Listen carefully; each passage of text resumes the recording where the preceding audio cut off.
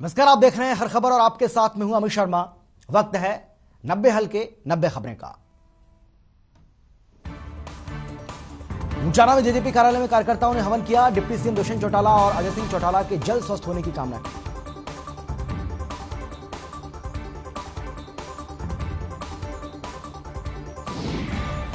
इस मौके पर जेजेपी के जितेंद्र शौकानंद आड़ती, ज्ञानीराम तारका, किसान सेल प्रधान मौजूद रहे। आपको बता दें कि डिप्टी सीएम दुष्यंत चौटाला और अजय चौटाला कोरोना पॉजिटिव पाए गए हैं।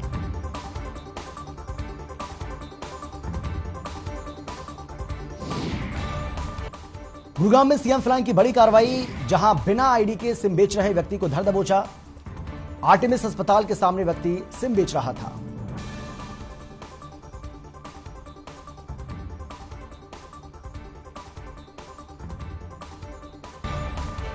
चरखी दादरी में बीजेपी जिला अनुसूचित जाति मोर्चा ने पंजाब में पीएम मोदी के साथ हुई घटना को लेकर लघु सचिवालय के सामने रोष व्यक्त किया और सिटी मजिस्ट्रेट को ज्ञापन सौंपकर पंजाब में कांग्रेस सरकार को बर्खास्त करने की मांग की। इस मौके पर बीजेपी अनुसूचित जाति मोर्चा जिला अध्यक्ष राजेश काकरान ने बताया कि प्रधानमंत्री के साथ ऐसी घटना का होना बहुत ही निंदनीय है। पंजाब में जो घटना हुई है उससे साबित होता है कि पंजाब में सुरक्षा व्यवस्था का कोई समाधान नहीं है। झज्जर में नेताजी सुभाष चंद्र बोस की जयंती की तैयारियों को लेकर एक बैठक का आयोजन किया गया, जिसमें जिले भर के पदाधिकारियों और कार्यकर्ताओं ने हिस्सा लिया।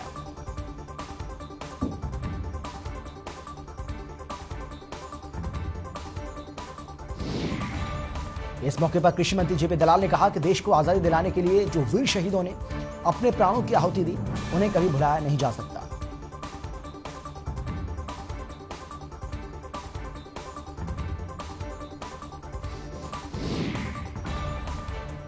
रोहतक के मेयर मनमोहन गोयल का 3 साल का कार्यकाल पूरा हो गया है, लेकिन खुद मनमोहन गोयल ही अपने किए गए कामों से संतुष्ट नहीं है। उनका मानना है कि जनता के लिए जो काम करने चाहिए थे उनमें कमी रह गई है और इसकी वजह बजट है। मनमोहन गोयल अपने आप को असहाय महसूस करते हैं, क्योंकि उनका यह मानना है कि मेयर के पास जो शक्तियां होनी चाहिए वो प्रदेश में किसी मेयर के पास नहीं है और अधिकारी इसका फायदा उठाकर मनमानी कर रहे हैं।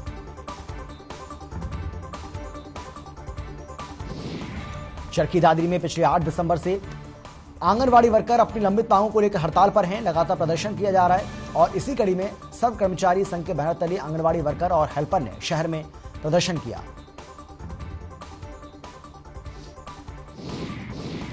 आंगनवाड़ी वर्कर ने सरकार और प्रशासन के खिलाफ जमकर नारेबाजी की। उसके बाद सीटीएम नरेंद्र कुमार को ज्ञापन सौंपा। आंगनवाड़ी यूनियन के जिला प्रधान सुनीता रामबास ने बताया कि विभाग ने आंगनवाड़ी वर्कर और हेल्पर टर्मिनेट के ऑर्डर निकाले गए, उनके विरोध में प्रदर्शन किया गया। कुरुक्षेत्र में बीते सप्ताह हुई बरसात को कृषि वैज्ञानिक गेहूं और गन्ने की फसल के लिए लाभदायक बता रहे थे, सब्जियों की फसलों के लिए नुकसानदायक है।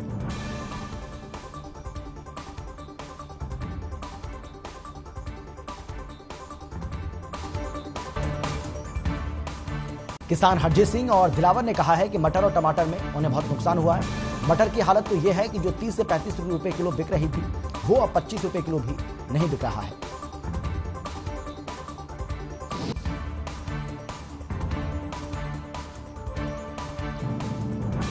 तरावड़ी में नकली घी की फैक्ट्री पर छापा मारा गया। आपको बता दें कि पुलिस की टीम यहां पर पहुंची और इसके साथ ही जो पैकिंग सामग्री थी उसको बरामद किया। तरावड़ी में बनी एक फैक्ट्री में पतंजलि के नाम पर मिलावटी घी सप्लाई करने के आरोप में टीम ने छापा मारकर काफी मात्रा में सामग्री बरामद की और फैक्ट्री के पीछे खेतों में भी वेस्ट मटेरियल में पतंजलि से संबंधित रैपर बरामद किए गए। रोहतक में 2 पटवारियों को सस्पेंड करने पर कानून गो और पटवारियों ने काली मास्क और काली पट्टी बांधकर प्रोटेस्ट किया।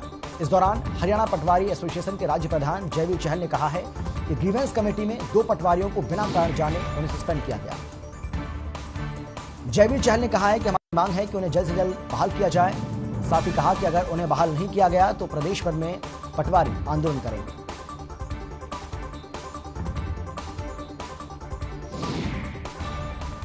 बाढ़ड़ा दादरी रोड पर गांव अटेला बस स्टैंड पर 2 ट्रकों की भीषण टक्कर हो गई। 2 गाड़ियों में आग लगी। जान माल का कोई नुकसान नहीं हुआ है। दोनों गाड़ियां जलकर राख हो गई।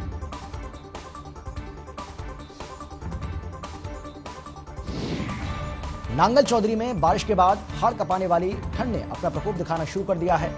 बारिश के चलते शीतलहर के साथ साथ कोहरे ने भी अपने पैर पसारने शुरू कर दिए, जिससे वाहनों की रफ्तार को भी ब्रेक लगा। फॉग लाइट के सहारे वाहन रेंगते हुए नजर आए। हालांकि इस ठंड को रबी की फसल के लिए बताया जा रहा है, लेकिन इस कड़कड़ाती ठंड ने बच्चों और बुजुर्गों का जीवन अस्त व्यस्त कर दिया है।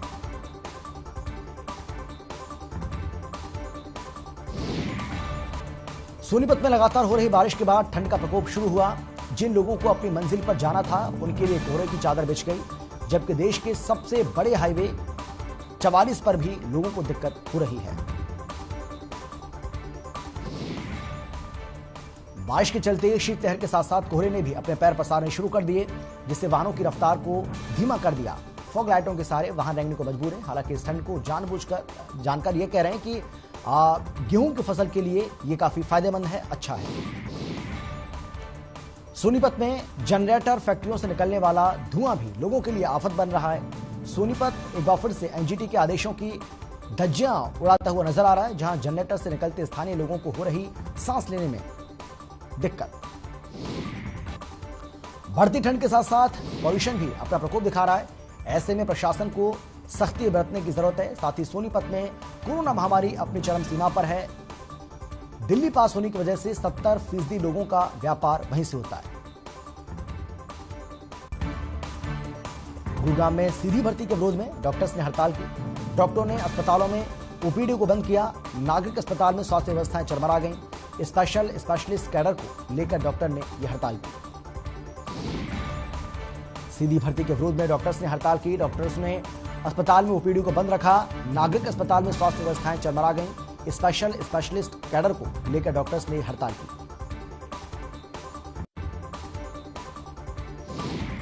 प्रदेश में सभी सरकारी अस्पताल, सामुदायिक स्वास्थ्य केंद्रों पर हड़ताल हुई। एसएमओ की सीधी भर्ती के विरोध में सरकार को चेतावनी दी गई है और कहा कि अगर सरकार ने डॉक्टर्स की मांग नहीं मानी तो 14 जनवरी से आपातकालीन सेवाएं और पोस्टमार्टम सहित तमाम सेवाओं को बंद किया जाएगा। हालांकि प्रदेश में अब एस्मा लागू हो चुका है। करनाल में डॉक्टरों ने अपनी मांगों को लेकर हड़ताल करते हुए ओपीडी सेवाएं बंद की हैं, जिसके चलते मरीजों को काफी परेशानी का सामना करना पड़ा। जिला प्रधान डॉक्टर संदीप अबरोल ने बताया है कि हमारी 3 प्रमुख मांगे हैं। उन्होंने बताया कि स्पेशल कैडर बनाया जाए, एट्रैक्टिव बनाने के लिए और 4th एसीपी का प्रावधान हो। साथ ही प्राइवेट से अच्छा नहीं तो कम से कम इतना वेतन हो कि वो सरकारी नौकरी के प्रति एक्टिव रहे। सोनीपत नागरिक अस्पताल के डॉक्टर हड़ताल पर चले गए और सभी ओपीडी सेवाएं बंद हैं, जिसके कारण मरीजों को परेशानी का सामना करना पड़ा। डॉक्टर्स की मांग है कि सरकार एसएमओ की सीधी भर्ती ना करे। आपातकालीन सेवाएं और गायनी विभाग में सभी डॉक्टर्स मरीजों को देख रहे थे, लेकिन सरकार अगर उनकी मांगों को पूरा नहीं करती है तो आने वाली 14 तारीख को सभी सेवाओं को बंद किया जाएगा, ये ऐलान भी किया गया।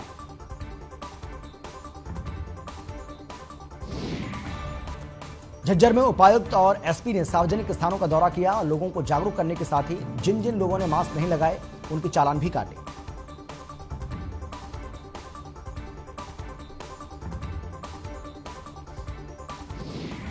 उपायुक्त ने कहा है कि सरकार के दिशा निर्देश के अनुसार सभी को कोरोना महामारी से बचाव के लिए नियमों का पालन करना चाहिए और इसके लिए जिला प्रशासन लगातार जागरूकता कैंप भी लगा रहा है। सभी को वैक्सीन के दोनों डोज लगे, इसका भी ध्यान रखा जा रहा है। रेवाड़ी में कोरोना संक्रमण के खतरे के बावजूद आंगनवाड़ी वर्कर्स का धरना जारी है। रेवाड़ी के सुभाष पार्क में आंगनवाड़ी वर्कर्स का धरना 35वें दिन भी जारी है।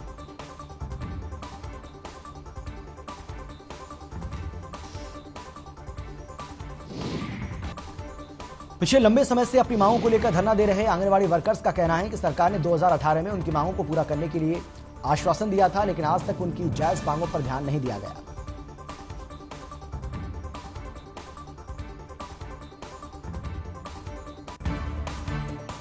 कैथल में स्वास्थ्य विभाग ने डॉक्टर्स की हड़ताल को ध्यान में रखते हुए वैकल्पिक व्यवस्था का इंतजाम किया। स्वास्थ्य विभाग ने रिटायर्ड डॉक्टरों को ओपीडी पर लगाया है।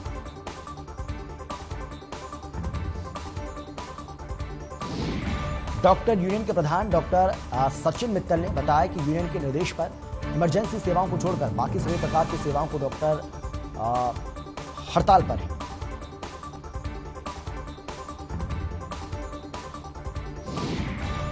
यमुनानगर में भी प्रदेशव्यापी डॉक्टर की हड़ताल का असर देखने को मिला, जहां पहले से ही सरकारी डॉक्टरों के 109 पद खाली हैं, जबकि 77 डॉक्टर अपनी सेवाएं दे रहे थे, उनमें से अधिकांश हड़ताल पर चले गए।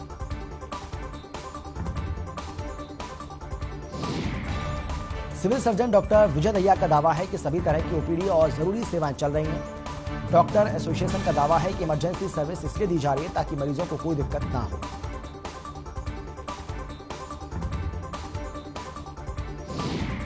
आपको बता दें कि Haryana civil medical services association के आह्वान पर सभी जिलों में सरकारी चिकित्सक हड़ताल पर रहे, जहां पोस्टमार्टम समेत अन्य इमरजेंसी सेवाएं चालू रहीं, लेकिन ओपीडी बंद होने से मरीज परेशान दिखे।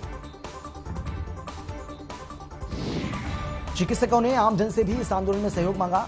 इसे लेकर अस्पतालों में पोस्टर चस्पा कर दिए गए। आमजन से हड़ताल में सरकारी चिकित्सकों का सहयोग देने की अपील की।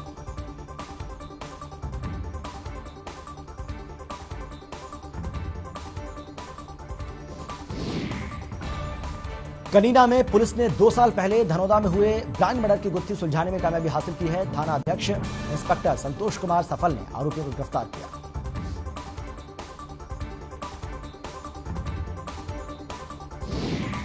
पुलिस ने आरोपियों को एसडीएम कोर्ट कनीना में पेश किया, जहां कोर्ट ने आरोपियों को 1 दिन की पुलिस रिमांड पर भेजा। रिमांड के दौरान पुलिस ने हत्या में इस्तेमाल किए गए हथियार भी बरामद किए।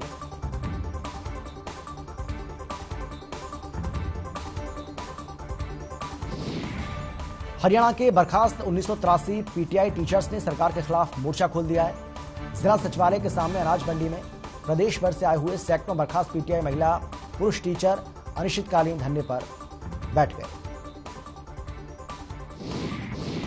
भारी संख्या में बर्खास्त पीटीआई टीचर सड़कों पर शिक्षा मंत्री के खिलाफ नारेबाजी करते हुए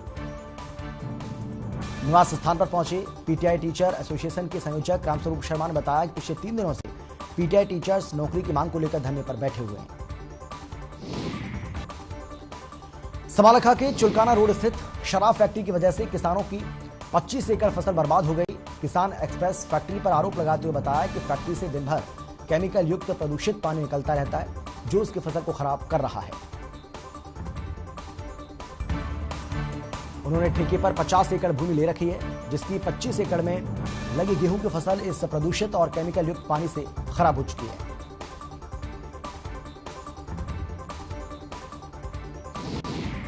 एसएमओ की सीधी भर्ती के विरोध में और अन्य मांगों को लेकर सरकारी डॉक्टर हड़ताल पर हैं। राज्य कार्यकारिणी सदस्य डॉक्टर वीरेंद्र डंडा ने कहा है कि पिछले काफी समय से प्रदेश के अस्पतालों में स्पेशलिस्ट डॉक्टर्स की कमी है। भिवानी में डॉक्टरों में अपनी मांगों को लेकर हड़ताल की। सभी डॉक्टर हड़ताल पर रहे, जिसकी वजह से मरीजों को काफी परेशानी का सामना करना पड़ा।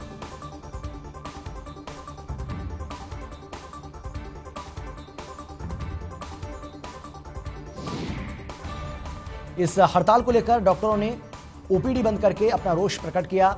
डॉक्टर्स का कहना है कि सरकार ने उनकी मांगें नहीं मानी तो 14 जनवरी को ओपीडी और इमरजेंसी सेवाओं को बंद रखा जाएगा। हालांकि अब प्रदेश में एस्मा लागू कर दिया गया है। सिरसा में भी सरकारी डॉक्टर हड़ताल पर रहे। जिले में करीब 147 सरकारी डॉक्टर हड़ताल पर रहे, जिनमें से कुछ निजी कार्यों के चलते हड़ताल में शामिल नहीं हो पाए।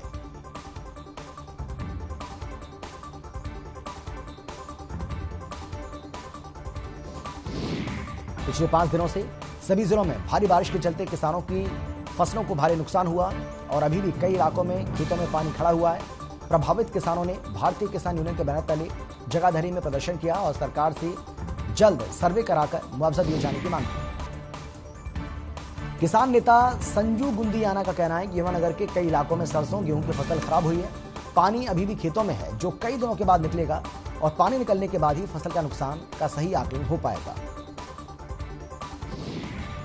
रादौर में भारतीय किसान संघ से जुड़े किसानों ने विभिन्न मांगों को लेकर अलग अलग 2 ज्ञापन राज्यपाल और राष्ट्रपति के नाम तहसीलदार को सौंपे गए ज्ञापन में किसान संघ ने फसलों के लाभकारी मूल्य सहित क्षेत्रीय समस्याओं को प्रमुखता से रखा। भारतीय किसान संघ ब्लॉक लोहारू ने किसानों को लागत के आधार पर लाभकारी मूल्य मिले, इसके लिए संसद में कानून बनाने के लिए राष्ट्रपति के नाम एसडीएम को ज्ञापन सौंपा।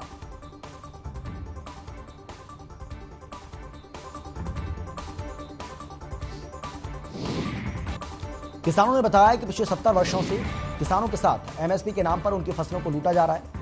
उनकी फसलों को उचित दाम नहीं मिल पा रहे हैं और इस कारण किसान की हालत बद से बदतर होती जा रही है।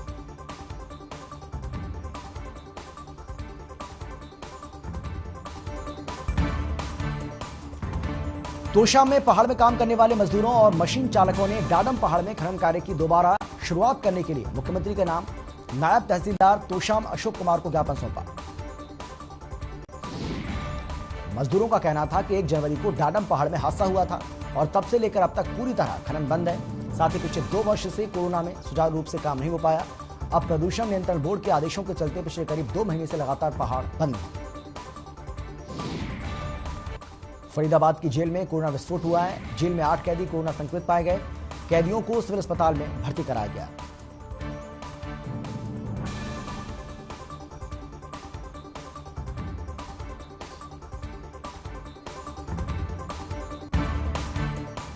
फतेहाबाद रेड जोन में आया। पाबंदियों में इजाफा हुआ है। शहर में जरूरी सेवाओं को छोड़कर सभी सर्विसेज 6 बजे बंद होंगी। बाजार में सभी दुकानों को 6 बजे के बाद बंद करने का फैसला हुआ। होटल रेस्टोरेंट में लोगों की कैपेसिटी 50% ही होगी। बाजारों में भी सख्ती बढ़ाई जाएगी। एसपी ने मीडिया से जानकारी साझा करते हुए बताया है कि तेज टीम इस पर नजर रखेंगी और आदेशों की अवहेलना करने वालों के खिलाफ सख्त कार्रवाई की जाएगी। किसान अपनी समस्याओं का समाधान करने के लिए अंबाला शहर में डीसी विक्रम सिंह को ज्ञापन देने पहुंचे। जय सिंह ने बताया कि बारिश की वजह से जिन किसानों को फसल को नुकसान हुआ, उनकी अपील है कि किसानों को उचित मुआवजा दिया जाए।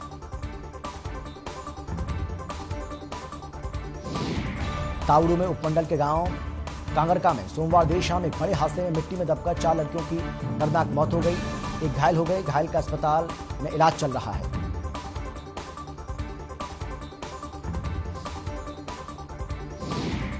भिवानी लोहारू मार्ग पर गांव देवसर के निकट सुबह मातम पोशी को लेकर देवसर से कुछ लोग ऑटो में सवार होकर रानीलाबास जा रहे थे। तभी रास्ते में एक कार ने टक्कर मार दी, जिसमें 5 लोग घायल हो गए। घायलों को इलाज के अस्पताल में भर्ती कराया गया। यमुनानगर में कई प्लाईवुड फैक्ट्रियों में अचानक इनकम टैक्स की रेड होने से फैक्ट्री मालिकों में हड़कंप मच गया। सुबह सवेरे यमुनानगर के अलग अलग इलाकों में स्थित प्लाईवुड फैक्ट्रियों में एक साथ रेड शुरू की गई। फैक्ट्रियों के अंदर सभी तरह के कंप्यूटर कागजात को अपने कब्जे में लेकर जांच शुरू कर दी गई। कई घंटे बीत जाने के बावजूद कोई अधिकारी और कर्मचारी बाहर नहीं निकला।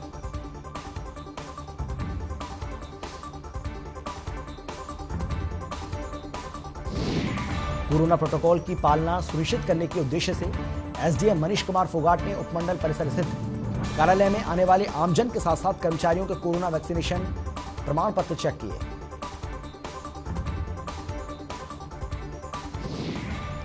एसडीएम ने अधिकारियों और कर्मचारियों को निर्देश जारी किए हैं। कार्यालयों में आने वाले आमजन को लेकर भी कोविड नियमों की सख्ती से पालना करने का सुनिश्चित करने को कहा।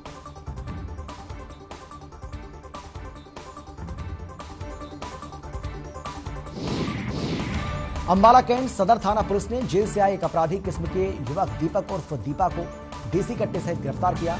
इस व्यक्ति का पिछला रिकॉर्ड भी आपराधिक बताया जा रहा है और कई बार ये जेल भी जा चुका है।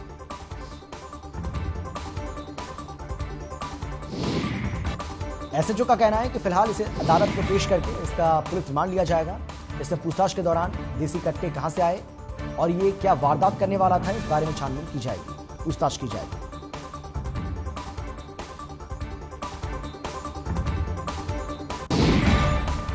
डीएपी खाद के बाद अब यूरिया खाद के लिए भी सिरसा में लाइन लगनी शुरू हो गई है। किसान रात से ही ठंड में अनाज मंडी में बने सरकारी केंद्र में यूरिया खाद खरीदने के लिए पहुंच रहे हैं, लेकिन आपूर्ति नहीं हो पा रही। भारतीय किसान एकता के प्रदेश अध्यक्ष लखविंद्र सिंह ने किसानों की भीड़ को लाइनों में तब्दील किया। यूरिया खाद लेने पहुंच रहे किसान कोविड हिदायतों की पालना नहीं कर रहे और ना तो मास्क वो लगा रहे हैं और ना ही सोशल डिस्टेंसिंग का ध्यान रख रहे हैं।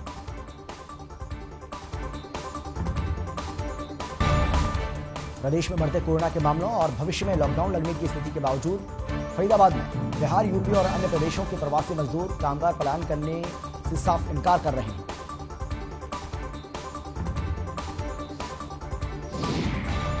औद्योगिक नगरी में काम करने वाले प्रवासी मजदूरों का साफ कहना है कि फैक्ट्री मालिकों की ओर से जहां उनका वैक्सीनेशन करवा दिया गया, वहीं उनके रहने और खाने पीने के तमाम इंतजाम किए गए।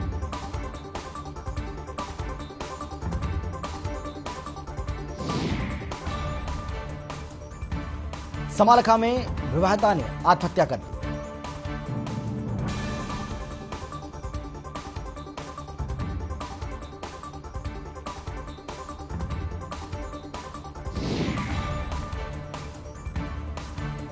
आपको बता दें कि ससुराल पक्ष पर दहेज के आरोप में ये कदम उठाने की बात कही गई है। ससुराल पक्ष पर गंभीर आरोप लगे हैं।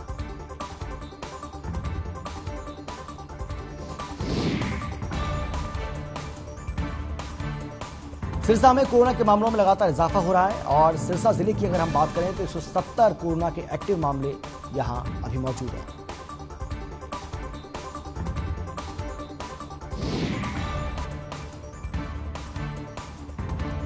सिरसा में उपायुक्त ने अस्पताल का निरीक्षण किया और कोरोना को लेकर किस तरीके से यहां पर सख्ती बरती जा रही है और किस तरीके से अस्पताल में व्यवस्थाएं हैं, इसका जायजा लिया।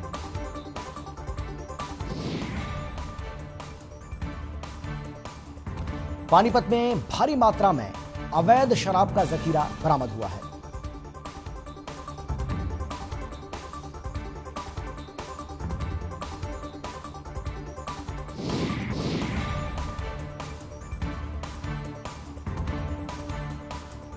पानीपत में अवैध शराब का जखीरा बरामद होने के बाद एक्साइज विभाग ने टीम का गठन किया है।